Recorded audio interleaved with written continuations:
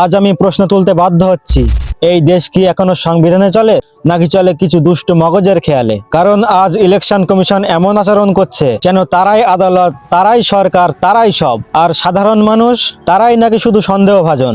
Election commission প্রথমে বলেছিল যে 12টি ডকুমেন্টের ভেতরে মাধ্যমিকের অ্যাডমিট, জন্ম সার্টিফিকেট, আধার কার্ড এগুলোও চলবে, কিন্তু আজ তারা গিরগিটির মতন রং বদলে বলছে এগুলোর কিছুই চলবে না। প্যানিক কুমারের কাছে জানতে চাই, আইন কি হোয়াটসঅ্যাপেই বদলায়? যেমন করে নিয়ম মিনিটে মিনিটে পাল্টাচ্ছেন।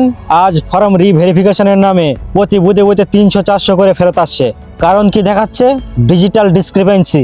এই এক অদ্ভুত শব্দ দিয়ে সাধারণ মানুষের অধিকার কেড়ে নেওয়ার গুরুতর চক্রান্ত চলছে। তারপরে একই পরিবারের 6 জনের বেশি যারা তাদের একমাত্র বাবা কিংবা দাদাকে ম্যাপিংয়ে দেখিয়েছে, তাদের ফর্মও ফিরে আসছে। তো বর্তমান পঙ্গু ইলেকশন কমিশনের কাছে একটাই প্রশ্ন, যে একই পরিবারের 6 জন সদস্য হলেই কি তারা ভারতীয় নাগরিক নয়? যাদের 2002 সালে নাম আছে এমন 80-90 বছরের বৃদ্ধদের, এমনকি হসপিটালের বেডে শুয়ে থাকা গর্ভবতী মহিলাদেরকেও হিয়ারিং এর নামে রাস্তায় নামানো হচ্ছে। এটা ইলেকশন কমিশনের স্বৈরাচারিতা ও সাধারণ মানুষদেরকে ধাপে ধাপে বয়কট করার নীল নকশা ছাড়া আর কি হতে পারে? এই কি গণতন্ত্র?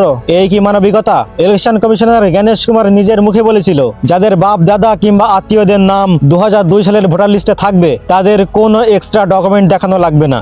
আজ সেই কথাই অস্বীকার করছে। আর যেগুলো হিয়ারিং এর জন্য পাঠানো হয়েছে সেখানে নাকি অরিজিনাল ডকুমেন্টসেরও গুরুত্ব দেওয়া হচ্ছে না।